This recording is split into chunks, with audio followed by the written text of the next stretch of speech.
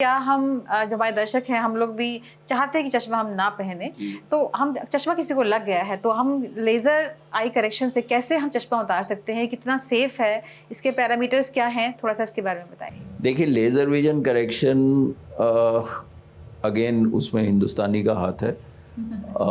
श्रीनिवासन थे जो, मतलब देखिए कहाँ की कहाँ चीज़ें डेवलप होती हैं। कंप्यूटर जो चिप्स होती हैं उसको एच करने के लिए, उसको महीनता से एच करने के लिए एक लेज़र बना था जिसका नाम था एक्साइमर लेज़र। वो एक्साइमर लेज़र को श्रीनिवासन और फिर ट्रोकेल ने उन्होंने यूज़ किया कॉर्निया पे, पुतली पे। तो उससे वो कॉर्निया को शेव ऑफ कर सकते हैं विदाउट लीविंग ए स्कार। तो आप कॉर्निया को शेव ऑफ करते हैं तो क्या होता है, जो पुतली होती है सामने से वो ऐसे कर्व्ड होती है, आपने उसमें से थोड़ा सा टिश्यू निकाल दिया तो वो फ्लैट होगी। तो उससे क्या हुआ, उसकी पावर कम हो गई। जितनी चीज़ कर्व्ड होती है उतनी उसकी पावर होती है, वो पावर कम हो गई। अगर आपको प्लस के नंबर को हटाना है तो उसको साइड से हमने बर्न किया तो वो ज़्यादा स्टीप हो गया। और अगर सिलेंड्रिकल पावर है तो उसको मतलब सर्कल में नहीं एब्लेट किया, उसको ओवल तरीके में एब्लेट किया तो उससे सिलेंड्रिकल पावर हट गई। तो ये जो टेक्निक है, this came back way back in the 80s।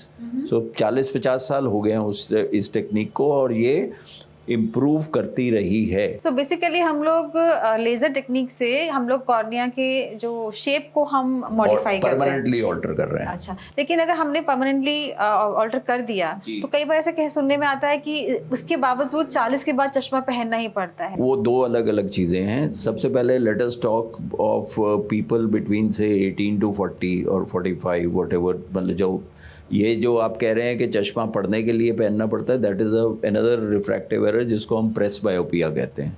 Okay, तो आप ये छोटे एज वालों का कॉर्निया को परमानेंटली ऑल्टर कर लिया, उससे आप माइनस का नंबर उतार सकते हैं, उससे आप प्लस का नंबर उतार सकते हैं, उससे आप सिलेंड्रिकल उतार सकते हैं। बस इसकी कुछ लिमिट्स होती हैं। आप कॉर्निया को बर्न नहीं करते जा सकते। ये नहीं है कि भाई मेरा 18 नंबर है, 20 नंबर है, मैं उसको बर्न करता रहूँ, वो कॉर्निया की क्षमता नहीं है। You have to leave behind some cornea.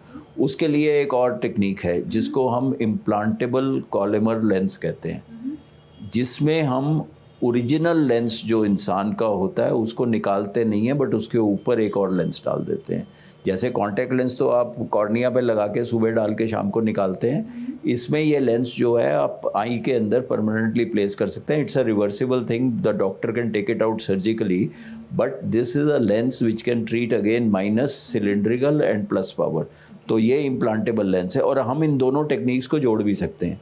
तो अगर मेरा पास, जैसे मैंने हाईएस्ट कोई नंबर ट्रीट किया तो 28 नंबर, -28 ट्रीट किया है, तो वो -28 के अंदर हमने उसका 18 से 20 नंबर के करीब ये इम्प्लांटेबल लेंस से किया, और उसके ऊपर लेसिक किया, यानी कि लेज़र विजन करेक्शन। तो we can combine these techniques and we can remove the glasses.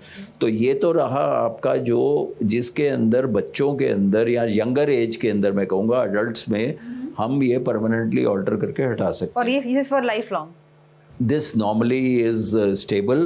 कुछ थोड़ी बहुत रिग्रेशन हो सकती है विमेन के अंदर, स्पेसिफिकली प्रेगनेंसी में हार्मोनल चेंजेस करके भी कुछ रिग्रेशन हो सकती है, मगर ये रिग्रेशन को भी आप रीट्रीट या एनहांस कर सकते हैं अगर होती है तो। अब बात आई 40-45 के बाद। जो मैंने आपको बोला, आँख के अंदर एक लेंस होता है जिसको हम अकोमोडेट कर सकते हैं, लचीला होता है, इलास्टिक होता है। तो as you age the elasticity of the lens goes down, तो उसके करके हम व्यक्ति नज़दीक और दूर के लिए उसको अकोमोडेट नहीं कर सकता। तो इसलिए नज़दीक का नंबर अलग होता है दूर से। तो वो नज़दीक का नंबर जो है वो प्लस का नंबर है। तो इसको भी करेक्ट करने के लिए अब प्रेस बायोपिया करेक्टिंग लैसिक लेज़र आ गया है, जिसको हम प्रेस्बी मैक्स कहते हैं। उसमें हम एक आंख को, जो डोमिनेंट आई होती है, जैसे आदमी शूट करता है तो कौन सी आई को यूज़ करता है या जो कुछ भी है, तो जैसे राइट आई डोमिनेंट और लेफ्ट आई है, तो राइट आई अगर आपकी डोमिनेंट है तो राइट आई को हम डिस्टेंस के लिए फिक्स करेंगे, लेफ्ट आई में थोड़ा सा नंबर छोड़ेंगे, -1 के करीब, जो कि नज़दीक के लिए हेल्प करेगा। प्लस दोनों आंख में हम थोड़ी मल्टीफोकैलिटी कॉर्निया में इंट्यूस कर देते हैं, कि कॉर्निया के सेंटर के पोर्शन में थोड़ा सा कर्वेचर को ऑल्टर कर देते हैं, बम्प दे देते हैं। उससे व्यक्ति की डेप्थ ऑफ फोकस बढ़ जाती है। तो one eye distance, one eye slightly for near. In addition, bump the center of the cornea to give it a slight increase in depth of focus that can take care of presbyopia also. So now you can even have laser vision correction for correcting the requirement of glasses for people who would be maybe over 45 years of age. So it's like customized thing that it's going to be different for every person according to the Oh, sure enough.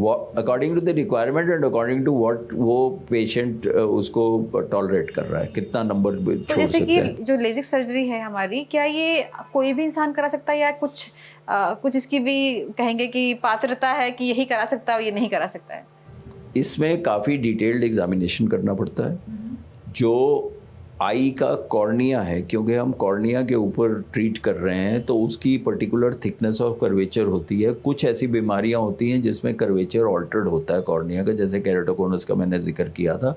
वैसे cases totally unfit होते हैं LASIK के लिए.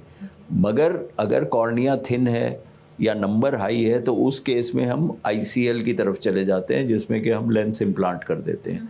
तो तरीके कई हैं, मगर टोटल एग्जामिनेशन होना चाहिए. और लेज़र करने से पहले पर्दे की जांच बहुत ज़रूरी होती है, क्योंकि माइनस के लोग जो होते हैं उनको पर्दे की बीमारियां ज़्यादा होती हैं. रेटिनल अटैचमेंट हो सकती है, पर्दा उखड़ सकता है, रेटिनल टीयर वगैरह होते हैं. अगर वैसी कोई प्री एग्जिस्टिंग वीकनेस है रेटिना की तो उसको पहले ट्रीट करना होता है, उसके बाद हम बेसिकली लेजर रेटिना को किसी हद तक नुकसान पहुंचा सकते हैं अगर वहाँ प्रॉब्लम पहले से है तो. हाँ जी. वैसे भी वो नुकसान पहुंचाए या ना पहुंचाए, वो खैर आई वोंट से कि भाई वो नुकसान पहुंचाती है, बट वो एक स्क्रीनिंग के तौर पे होता है कि भाई उसको हमको पहले ट्रीट करना है. लेज़र में थोड़ा सा सक्शन प्रेशर लगता है तो उस केस में थोड़ा सा फ़र्क पड़ सकता है पर्दे के ऊपर. But long term studies and several cross sectional studies have shown कि इसका बहुत ज़्यादा फ़र्क नहीं पड़ता. बट वैसे भी अगर आपको रेटिना में वीक स्पॉट्स हैं तो उसको हमको, because it's a very simple procedure, उसको हम लेज़र करके, दूसरा पर्दे का लेज़र करके उसको हम स्टेबल कर सकते हैं.